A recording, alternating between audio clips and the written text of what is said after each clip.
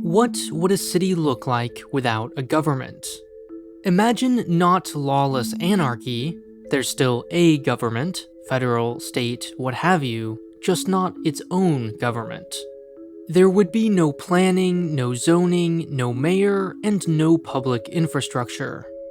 You might think it's a silly question. Who in their right mind would live there, after all?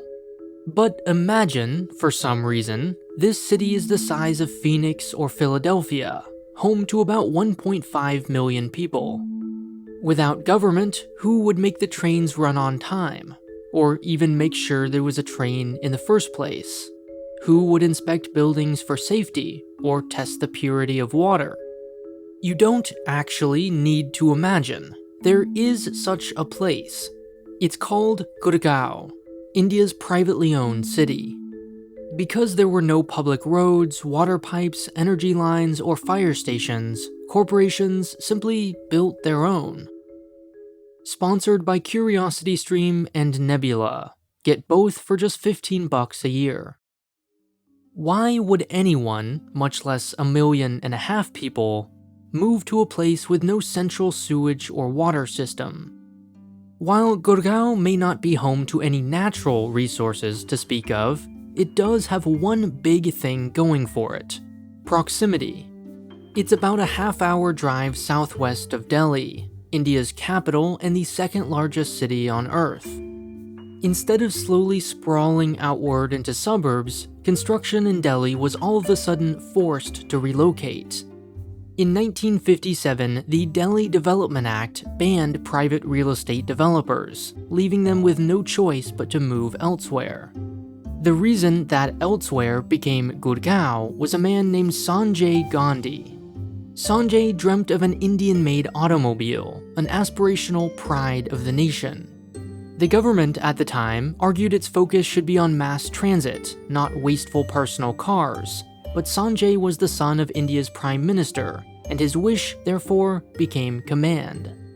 Gurgaon was chosen for the factory precisely because the land was worthless, rural, undeveloped, and rather unimportant. His car turned out to be a total failure, but was eventually bought by Suzuki, who by the early 80s employed 20,000 workers in the then small town. Land laws are complicated in India. Owners must apply for permits which can't be transferred to new owners, and the whole process involves many layers of bureaucracy. Not to mention rampant corruption. Because of this, Gurgaon may have remained a small industrial outpost forever, except for a lucky coincidence. Nearly all of its land was under the jurisdiction of just one single office. Of course, this one was no more immune to corruption than any other office, but there was a critical difference. Say, for example, a company wants to develop a plot of land. To do so, it needs a permit. The agency responsible can therefore demand a bribe.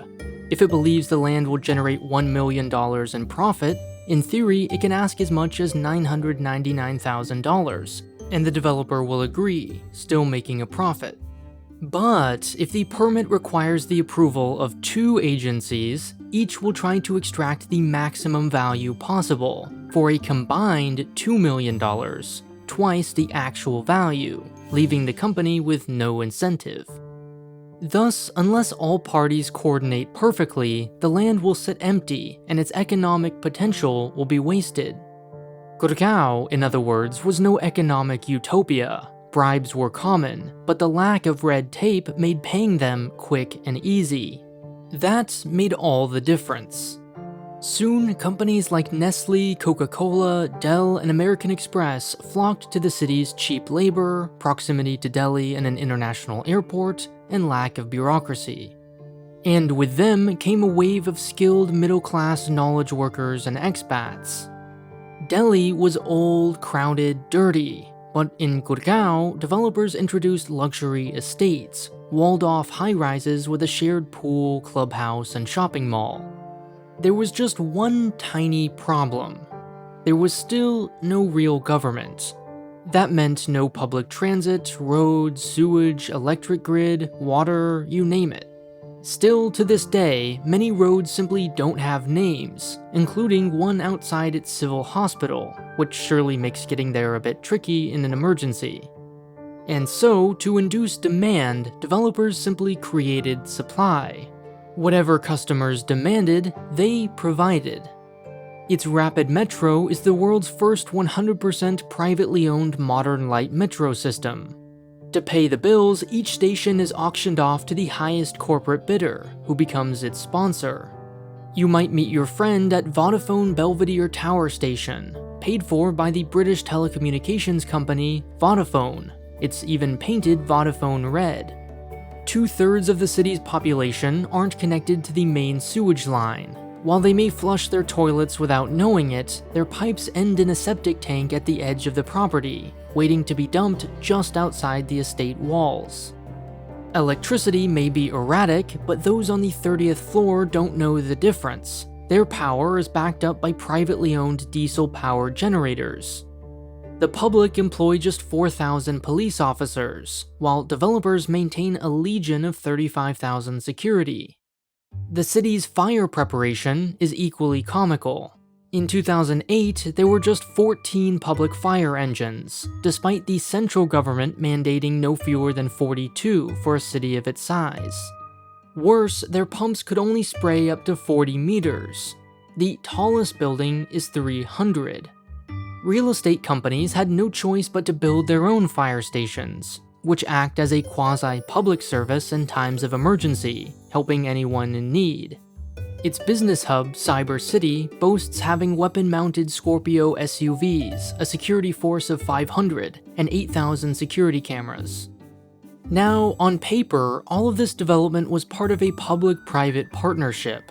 Private companies would build their own infrastructure, and the city would connect it all.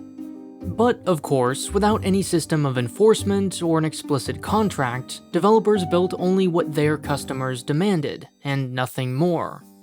Despite being the third largest source of tax revenue to the central Indian government, somehow a formal municipal body was only created in 2008, by which time it was already home to over 1 million people.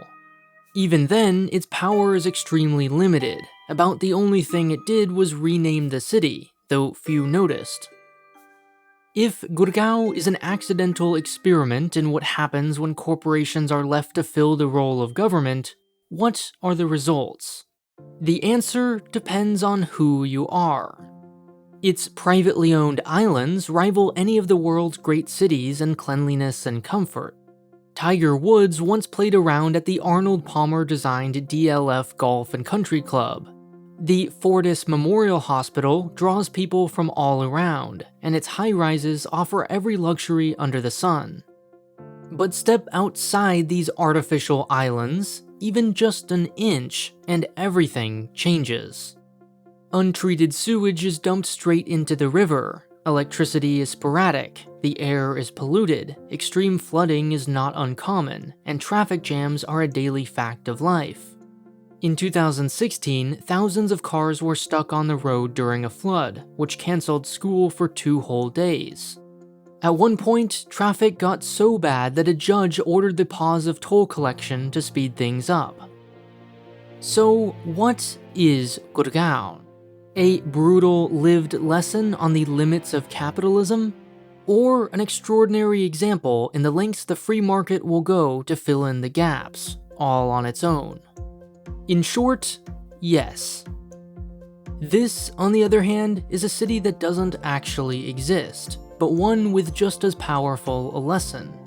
The Unknown City is a video which completely blew me away. It's a stunning 3D rendered journey by Neo, exclusively available on Nebula, the streaming platform that, as I'm sure you know by now, was built by and for creators.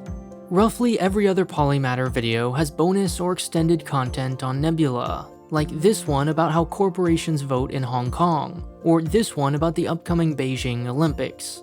Get access to great documentaries on CuriosityStream, like this one, which journeys through the world's most dangerous road in India, and Nebula by signing up with the link in the description for just $15 a year. Not a month, but a year.